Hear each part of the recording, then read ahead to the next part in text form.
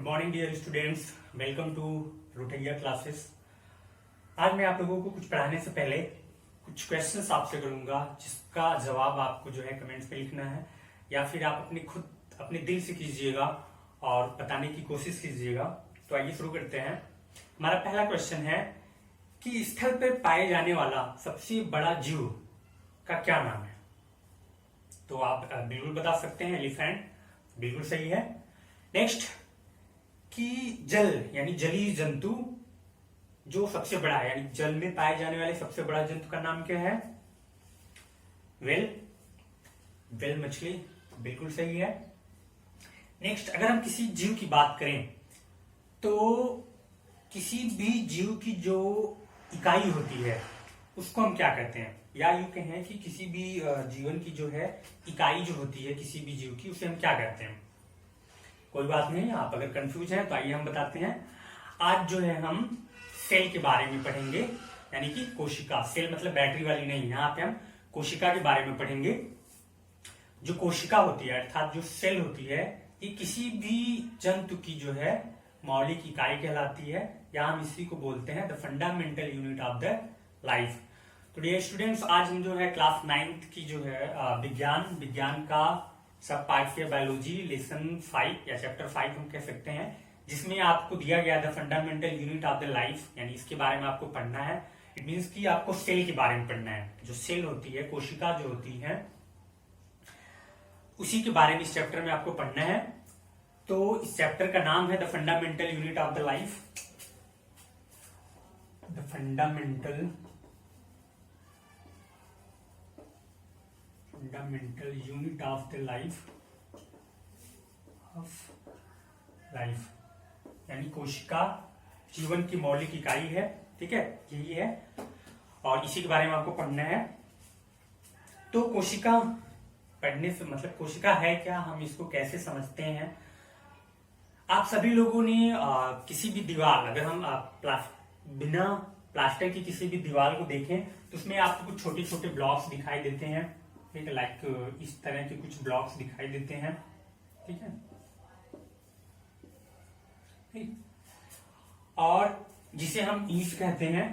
ठीक है, ये ईंट जो है आपस में अरेंज होती हैं, इसमें जो है सीमेंट बालू ये सब मिला के जो इसको जोड़ के एक दीवार बना दी जाती है। ठीक है, और अगर हम बात करें कि इस ईंट को हटा दें तो हमारी दीवार जो है बन नहीं सकती, यानी कि बिना किसी ईंट के जो है दीवार का निर्माण नहीं किया जा सकता। सेम उसी तरह से किसी भी जीव का जो है निर्माण, यानी किसी भी शरीर का अगर निर्माण करते हैं तो वो बिना सेल के द्वारा नहीं किया जा सकता। जिस तरह किसी दीवार का निर्माण बिना किसी ईंट के नहीं किया जा सकता, सेम उसी तरह से बिना कोशिका के किसी भी जंतु का निर्माण नहीं किया जा सकता। इसीलिए इस कोशिका को जो है हम यूनिट कहते हैं, the basic unit of the life.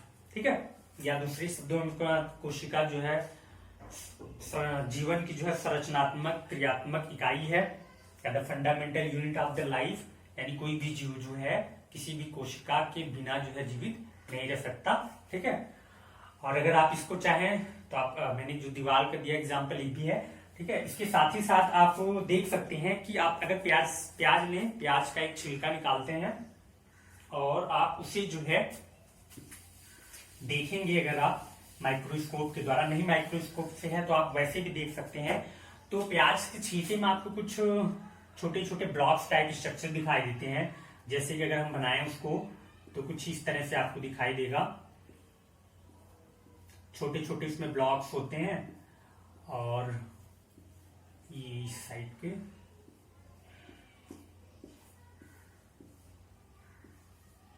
ठीक है इस टाइप के कुछ ब्लॉक्स दिखाई देते हैं, और ये छोटे छोटे ब्लॉक्स होते हैं, इसी को हम जो है सेल कहते हैं। ठीक है, या इसी को हम कोशिका कहते हैं। ठीक, तो ये जो छोटे छोटे ब्लॉक्स होते हैं, यानी एक अगर हम ब्लॉक्स की बात करें तो ये हमारा हो गया कोशिका, और यही कोशिकाएं आपस में जुड़ के किसी एक पर्टिकुलर ऑर्गन्स का निर्माण करती हैं या किसी एक जीव का निर्माण करते हैं। ठीक, ये तो हो गया हमारा कोशिका। यानी अगर आपसे पूछा जाए कोशिका क्या है, तो कोशिका हमारे जीवन की मौलिक इकाई है। ठीक है, अब आते हैं, ये जो कोशिका थी, कोशिका तुम्हारी जीवन की मौलिक इकाई हो गई, ठीक। अब इस कोशिका की खोज किसने की, मतलब ये कोशिका जो टर्म्स आया, ये आया कहां से, ठीक है। तो नेक्स्ट लेते हैं कोशिका की खोज। कोशिका की खोज, कोशिका की खोज and discovery of the cell. अब देखिए, कोशिका की खोज की बात अगर हम करते हैं, एक साइंटिस्ट थे जिनका नाम था रॉबर्ट हुक। रॉबर्ट हुक ने 1665 ईस्वी में एक कार्क हम जिसे ओक कहते हैं, ओक का प्लांट, यानी उस पेड़ की जो छाल होती है, ठीक है, उसी में उन्होंने देखा था, ठीक। और अगर हम इसका साइंटिफिक नाम देखें तो इसको बोलते हैं कॉर्कस सुबर, ठीक है। कॉर्कस सुबर ये प्लांट होता है, उसी की छाल में ही इन्होंने देखा था। और ये जो छाल होती है, यानी इसकी जो लकड़ी, जिसको हम कार्क बोलते हैं, इस कार्क का इस्तेमाल पहले जो है कांच की जो बोतल होती थी उनको ढकने के लिए किया है। जो अच्छी क्वालिटी की जो वाइन, शराब जो अभी भी बनती है, उनके माउथ को ढकने के लिए इस कार्क, मतलब इस लकड़ी का इस्तेमाल किया जाता था, ठीक है। तो रॉबर्ट हुक ने जब उसको देखा तो उसमें इन्हें इस लकड़ी में उन्होंने देखा तो छोटे छोटे, जैसे अभी हमने बताया था प्याज के छिलके में छोटे छोटे ब्लॉक्स थे, तो उसी तरह से उसमें भी छोटे छोटे ब्लॉक्स थे, ठीक है। और उस ब्लॉक्स को ही इन्होंने जो है सेल नाम दिया, ठीक। इस तरह से छोटे छोटे उन्हें ब्लॉक्स दिखाई दिए। अब बुक्स में देखेंगे तो बताया जाता है मधुमक्खी के छत्ते के आकार का, यानी अगर हम मधुमक्खी के छत्ते को देखें तो कुछ इस तरह के छोटे छोटे स्ट्रक्चर्स दिखाई देते हैं हमें, और इसी को उन्होंने जो है सेल कहा, ठीक है। यानी कि जो कोशिका थी, कोशिका की खोज जो है रॉबर्ट हुक ने 1665 में की थी। और इन्होंने जो है कॉर्कस सुबर प्लांट्स की छाल में उन्होंने उसमें देखा तो कुछ मधुमक्खी के छत्ते का आकार की संरचना दिखाई दी, और इसी को उन्होंने जो है सेल कहा, ठीक है। और ये जो सेल वर्ड्स था, यानी कि अगर हम सेल की बात करें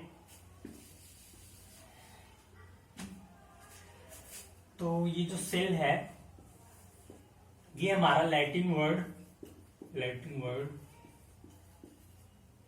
सेलुला से बना हुआ है, ठीक है। सेलुला, जिसका मतलब होता है स्मॉल कंपार्टमेंट या स्मॉल रूम्स, ठीक है। स्मॉल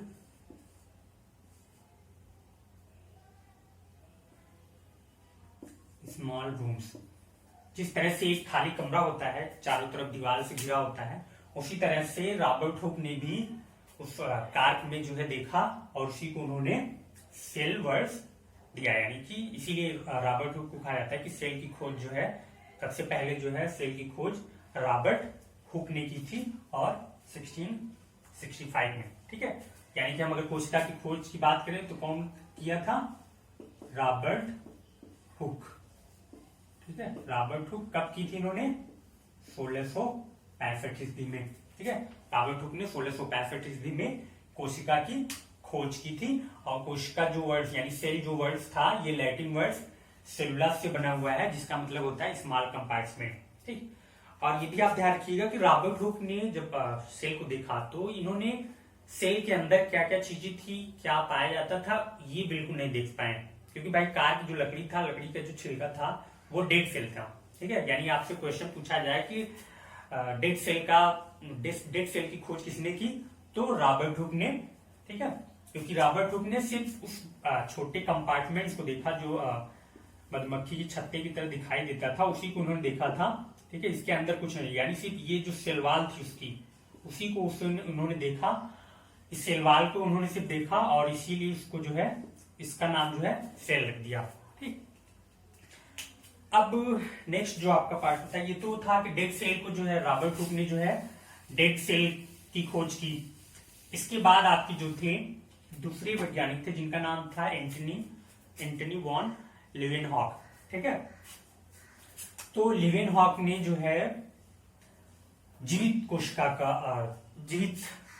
को उन्होंने देखा था, ठीक है।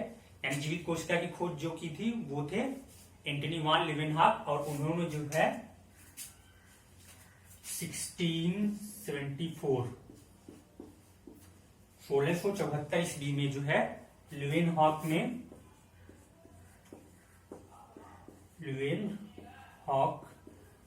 1674 ईस्वी में जीवित कोशिका की खोज की। ठीक है। और रॉबर्ट हुक ने इन्होंने मृत कोशिका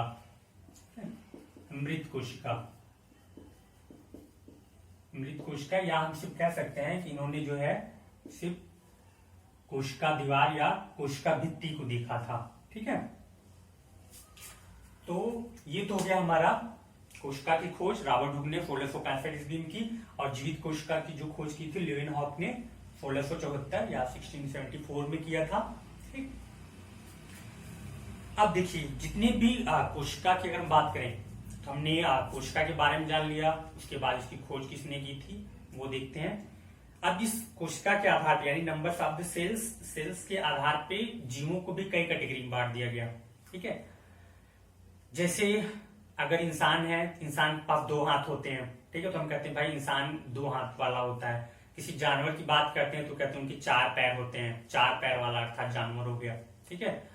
उसी तरह से अगर रावण की बात करें, रावण के पास 10 सर था, भाई 10 सर वाला दशानन हो गया। ठीक। उसी तरह से अगर कोई भी जीव है सिर्फ एक कोशिका का बना है तब हम उसे एक कोशिकीय जीव कहते हैं। ठीक है। एक कोशिकीय जीव, एक कोशिकीय यानी एक सेल से जो बना हो। ठीक है। 1 सेल से जो बना होता है। ठीक। उसके बाद अगर एक कोशिका से अधिक कोशिकाओं से बना होता है तब हम उसको बोलते हैं बहुकोशिकीय।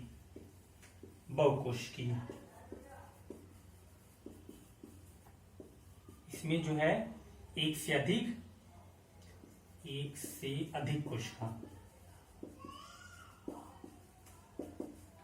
एक से अधिक कोशिका का बना होता है तो हम उसको बहुकोशिकीय कहते हैं। ठीक है। एक कोशिकीय में आपका होता है अमीबा। ठीक है। हम इसको बनाते हैं, इसे आप कॉपी लेके नोट कर लीजिएगा। ठीक है। या वीडियो को आप रोक के फिर से आप नोट कर लीजिएगा।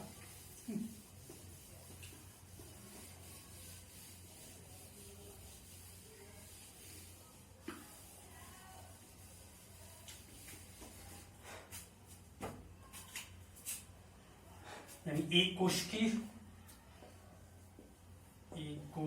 जो है जिसमें एक कोशिका पाई जाती है उसको एक कोशिकीय, जिसमें आपका हो गया अमीबा, यूग्लिना। ठीक है। पैरामीशियम, क्लेमाइडोमोनास, ऐसे बहुत से जीव हैं। ठीक है। ये सब आपकी एक कोशिकीय हो गए। उसके बाद बहुकोशिकीय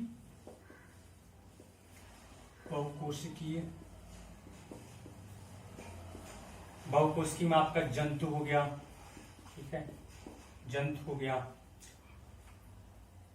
इसमें बहुकोशिकीय में आपका जंतु हो गया।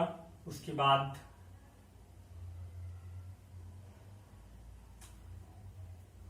बहुकोशिकीय, इसमें जितने भी जंतु हैं, पेड़ पौधे। ठीक है। पेड़ पौधे ये सब जो हो गए आपके बहुकोशिकीय जीव हो गए। यानी एक कोशिकीय वाले में जिनमें एक कोशिका होती है वो एक कोशिकीय, और बहुकोशिकीय जिनमें एक से अधिक कोशिका होती हैं वो बहुकोशिकीय जीव कहलाते हैं। अब देखिए जो हम अगर बहुकोशिकीय जीवों की बात करें तो जितने बहुकोशिकीय जीव होते हैं उनकी सभी कोशिकाओं को एक अलग अलग वर्क दिया जाता है। यानी सबका अपना अलग अलग कार्य होता है। जैसे अगर हम अपने माउथ की बात करें तो माउथ हमारा बोलने के लिए या किसी भी भोजन को चबाने के लिए काम करता है। उसी तरह हमारा अमाशय होता है, ये हमारा पाचन में काम करता है। हृदय की बात करें, हार्ट जो होता है, हार्ट ये हमारे ब्लड को सर्कुलेट करने के लिए यानी हमारे शरीर में ब्लड को पहुंचाने के लिए काम करता है। ठीक है। तो जिस तरह बहुकोशिकीय जीवों में कोशिकाओं को जो है अलग अलग वर्क दिया जाता है, उसी तरह से एक कोशिकीय जीवों में भी सबके अपने वर्क होते हैं, लेकिन वो सारे काम जो है एक ही सेल में कर देते हैं। उनके लिए अलग अलग से किसी कोशिका का जरूरत नहीं पड़ती, लेकिन सारे फंक्शन उनमें भी होते हैं। ठीक है। ये तो हो गया एक कोशिकीय और बहुकोशिकीय। अब आते हैं हम कोशिका के प्रकार, टाइप्स ऑफ द सेल। कोई भी कोशिका कितने प्रकार की होती है। तो जो सेल्स होती हैं ठीक है। कोशिका जो है मुख्य रूप से दो प्रकार की होती है, प्रोकैरियोटिक्स एंड यूकैरियोटिक्स। ठीक है। अब देखिए प्रोकैरियोटिक एंड यूकैरियोटिक ये तो कोशिका के प्रकार हो गए, लेकिन इसमें अंतर क्या है, क्यों प्रोकैरियोटिक कहा जाता है और क्यों यूकैरियोटिक कहा जाता है। तो जो प्रोकैरियोटिक कोशिका होती हैं ये पृथ्वी पे सबसे पहले आए। ठीक है। जो सबसे पहले आए वो प्रोकैरियोटिक और जो बाद में आए वो यूकैरियोटिक कोशिका है। यानी कि पहले जो है एक कोशिकीय जीव थे वो सिंगल थे, तो सिंगल में वो प्रोकैरियोटिक कोशिका में कहलाए। यानी पहले भाई एक ही कोशिका का निर्माण हुआ। ठीक है। फॉर एग्जाम्पल अगर हम कहीं सीढ़ी चढ़ रहे हैं तो पहली सीढ़ी एक सीढ़ी पे जाएंगे, ऐसा तो है नहीं कि एक ही बार में जंप करके हम 15 या 20वीं वाले पहुंच जाते हैं। ठीक है। पहले एक कोशिका का निर्माण हुआ, फिर वही कोशिकाएं जो है आपस में जुड़ती चली गई, आपस में जो है जुड़ती चले गए और जो है एक जंतु का निर्माण किया। ठीक है। इस तरह से अगर कोशिका के प्रकार की बात करें यानी types of the cell, types of cell, ये हमारा जो होता है 2 टाइप्स का। पहला जो है आपका प्रोकैरियोटिक, प्रोकैरियोटिक और दूसरा जो है आपका यूकैरियोटिक, यूकैरियोटिक सेल। ठीक है। जो पृथ्वी पे पहले आया वो प्रोकैरियोटिक सेल था, जो बाद में आया वो यूकैरियोटिक सेल। प्रोकैरियोटिक सेल्स में जैसे आपका हो गया बैक्टीरिया, बैक्टीरिया। ठीक है। और ब्लू ग्रीन एल्गी। यूकैरियोटिक्स में आपके animal cells, animal cells and plant cells, animal cell and plant cell. ठीक है। Animal cell and plant cell ये आपके जो है यूकैरियोटिक कोशिका में आते हैं। तो प्रोकैरियोटिक और यूकैरियोटिक, आइए अब हम देखते हैं प्रोकैरियोटिक और यूकैरियोटिक में क्या अंतर है, क्यों हम उन्हें प्रोकैरियोटिक कहते हैं और क्यों जो है प्लांट्स या एनिमल्स की जो कोशिकाएं होती हैं उनको हम यूकैरियोटिक कोशिका कहते हैं।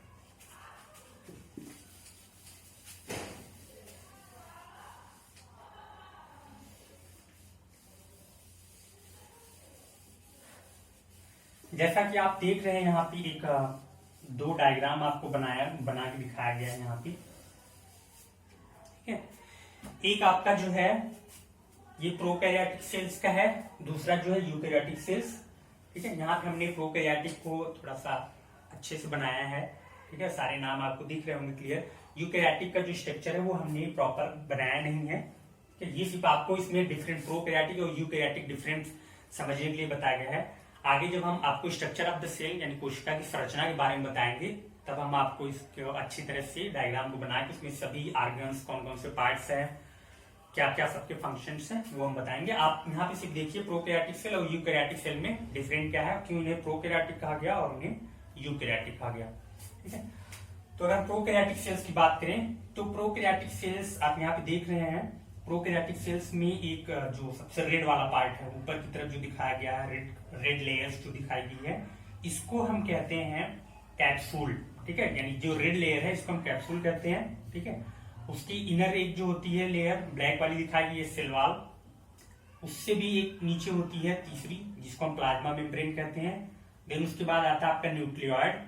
ठीक है। जिसमें हमारा जेनेटिक मटेरियल डीएनए होता है। ठीक। और इसमें एक बॉडी के अंदर यानी इस पार्ट के अंदर जो है एक लिक्विड भरा होता है जिसको हम साइटोप्लाज्म कहते हैं। यहाँ पे दिखाया गया आपको व्हाइट वाला पार्ट, ये साइटोप्लाज्म हो गया। और इसमें छोटे छोटे डॉट्स दिखाए गए हैं रेड वाले जिसको हम राइबोसोम्स कहते हैं। ठीक है। और इस पूरी कवरिंग के ऊपर यानी इसको अगर हम ऊपर से देखें तो ये जो रेड कलर के थोड़े से रोम टाइप स्ट्रक्चर दिखाए जिसको हम पाइलिस कहते हैं। देन एक बड़ा सा धागे की तरह स्ट्रक्चर दिखाया गया है। ठीक है। जिसको हम फ्लैजिलम कहते हैं। ये प्रोकैरियोटिक का आउटर स्ट्रक्चर है। ठीक है। वो अगर हम उसको देखें तो इस तरह से हमें दिखाई देता है। और इधर हमने यूकैरियोटिक को बनाया है। यूकैरियोटिक्स में आपको भी एक छोटा सा स्ट्रक्चर दिखाया गया जिसको सीलियम, फिर सेल मेम्ब्रेन, माइटोकॉन्ड्रिया दिखाया गया है आपको। ठीक है। साइटोप्लाज्म है, न्यूक्लियस है और न्यूक्लियर मेम्ब्रेन है।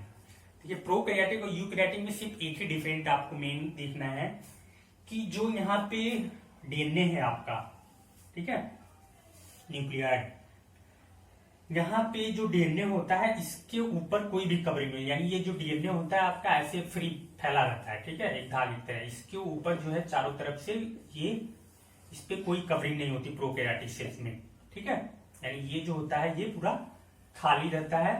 लेकिन जो यूकैरियोटिक सेल्स है, जैसे यहाँ दिखाया कि यूकैरियोटिक सेल्स में आपका न्यूक्लियस दिखाया गया, न्यूक्लियस के चारों तरफ, ठीक है, यहाँ पे आपका डीएनए मटेरियल रहता है, ठीक है। इसके चारों तरफ एक लेयर दिखाई गई है रेड कलर की, ठीक है, ये दिखाया गया। उसके ऊपर एक ये न्यूक्लियर मेम्ब्रेन दिखाई गई है, ठीक है, यानी ये न्यूक्लियस को शो कर रहा है। उसके ऊपर न्यूक्लियर मेम्ब्रेन यानी जो केंद्रक है, उस केंद्रक के चारों तरफ एक मेम्ब्रेन पाई, झिल्ली पाई गई है, ठीक है। यानी कि प्रोकैरियोटिक सेल्स में जो डीएनए था हमारा, इसके चारों तरफ कोई भी मेम्ब्रेन नहीं पाई गई है, जबकि यूकैरियोटिक सेल्स में इस डीएनए के चारों तरफ एक मेम्ब्रेन पाई गई, जिसको हम न्यूक्लियर मेम्ब्रेन कहते हैं, ठीक है, या केंद्रक झिल्ली कहते हैं।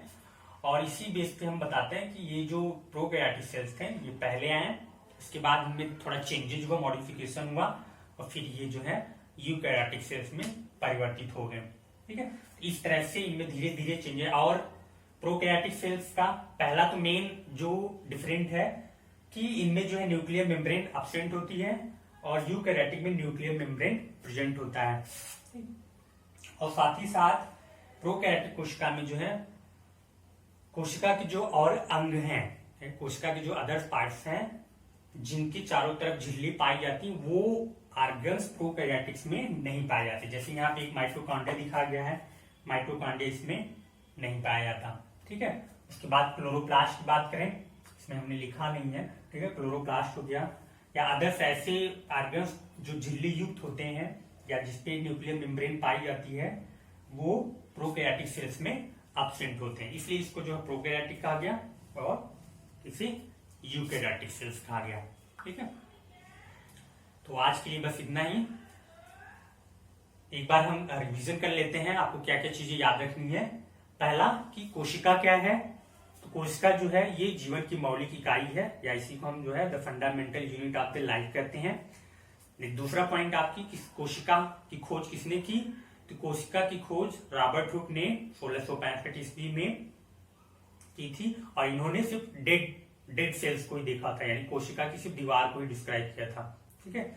और उसके बाद जो है जीवित कोशिका की खोज एंटनी वान लीeuwenhoek 1674 ईस्वी में एंटनी वान लीeuwenhoek ने जीवित कोशिका की खोज की, ठीक है। फिर उसके बाद हमने बताया कोशिका के प्रकार, कोशिका दो प्रकार की होती है, प्रोकैरियोटिक कोशिका और यूकैरियोटिक कोशिका। प्रोकैरियोटिक कोशिका में जो है न्यूक्लियर मेम्ब्रेन एब्सेंट होती है, और यूकैरियोटिक कोशिका में जो है न्यूक्लियर मेम्ब्रेन प्रेजेंट होती है, ठीक है। तो आप लोग इसको अच्छे से पढ़िएगा। Thank you.